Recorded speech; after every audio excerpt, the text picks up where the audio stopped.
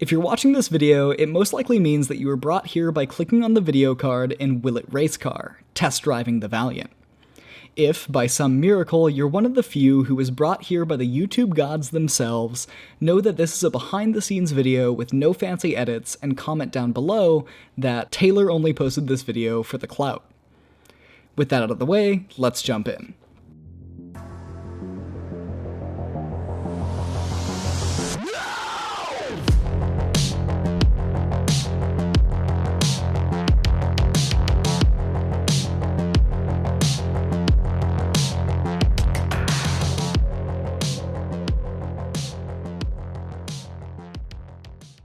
Right now, the Valiant has no ignition switch, because when we got it, it came with no key, and therefore we had to destroy the ignition so that we could just get the car started and make sure that it ran and all of that. So what we've done is we've gotten a fancy little push button switch so that we can start the starter with the push button instead of the key that we don't have. So basically what I'm going to do right now is put this behind the dash and figure out what wires from the ignition switch go to the starter wires. Because what we're going to do is we're going to have a toggle switch so that the ignition is on when the toggle switch is in the on position, and then after you flip that switch, you'll just press this button right here and the starter will crank, and when you let go, because it's a momentary push, then the starter will stop cranking and the car will be running. And when you go to shut it off, you just flip that ignition switch back off. So the first step to figuring out what wires I need to isolate to make this work is figuring out what wires go to the starter. So what I've done is I've taken a little jumper cable, and the battery's hooked up right now. So if I jump some different wires on here, I can figure out which ones go to the starter. Now this is not the safe or the right way to do it, but it's gonna work for what we're doing. When you jump the yellow wire right here and the black wire, the starter cranks. Ta-da! So now we're wondering, okay, well, one of those is the starter signal wire. Which one is just the power? And to do that, I just poke around and I figure out, can I jump the yellow wire off of any other wire, or can I jump the black wire off of any other wire? What we've discovered is that you can jump the yellow and the blue together, like so. So that means that the yellow wire is really the starter signal wire, not the black or the blue. So all we have to do is I'm going to cut that yellow wire out, and I will see you in a little bit. So as a proof of concept, I've wired up a 12-volt wire. It's the big red one. It's a constant 12-volt, and I have that hooked up to the normal open position. So it's going to receive power when the circuit is open. Then we're going to hook up this yellow wire to the C terminal. I don't know exactly what it stands for, but it seems to be functioning as a signal wire. So basically, when this circuit opens and lets power through, it's going to flow from the red to the yellow. So it's going to flow from normal open to the C terminal. So let's give that a shot right now. Nothing should happen when I connect this normally, but as soon as I press the button, it should crank. I'm going to hook up this yellow wire. Nothing, right? That's a good thing. Now, as soon as I press this, car cranks. So now we're just going to wire that up real quick.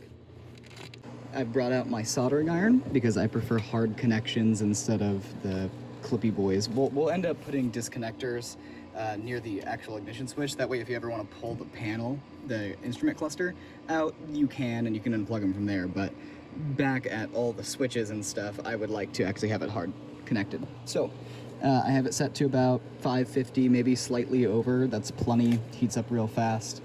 And then the first thing you're going to want to do is tin the tip. So tinning the tip refers to taking the soldering iron, and basically you're just going to put a little dab of solder on it so that the rest of the solder flows nicely. And then from there, you're going to wipe that off, wipe the solder off on this little wet sponge that you have here, and you get this really beautiful coating on your tip. So from there, the way I like to solder wires together is to just kind of straighten out all of the twisted copper and then run them together end to end. So instead of wrapping them around each other, I just jam them together. But most important thing you can't forget your shrink wrap if you're gonna use it down the line.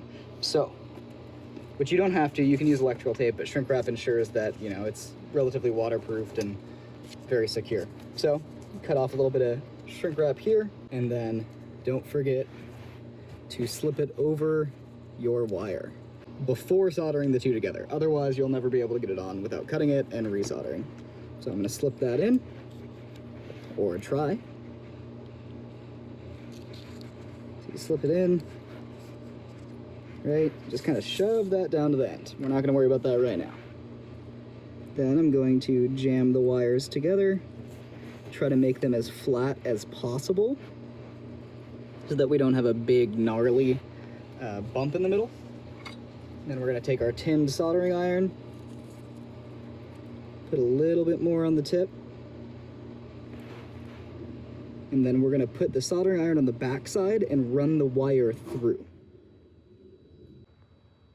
Now, I am using currently leaded solder. I find that it flows a lot better and doesn't get as bubbly, and you don't really have to use flux with it, unlike if you used lead-free solder. Okay, so now that we've gotten that soldered up, we're gonna wrap it in electrical tape, and then what I like to do from there is then heat shrink it. It's double protection. Now granted, if I had the right size heat tubing, I wouldn't need to do this, but it's a little oversized, so it doesn't shrink all the way down to the correct diameter, and it doesn't make a nice seal on the wires. So I wrap it in electrical tape first, and then heat shrink it. I'm just working with what I have. It's not the right way to do it, and if you're doing this, I highly encourage you to get a plethora of different sizes of heat shrink so you always have the right one. Our wire is now wrapped with electrical tape, and we can go ahead and slide up that heat shrink tubing that we cut earlier. And now we'll grab our heat gun and we'll shrink that right up. Now, to shrink heat shrink tubing, you can also use the side of your soldering iron, but the thing is I've tried it in the past, and if you're not careful, you can gum up this outside with plastic, and then you forever have a stinky soldering experience. So if you have a soldering iron you care about, don't do that. Invest in a heat gun, or even use a lighter. A lighter works too. But we have our heat gun here, and we're gonna shrink that up.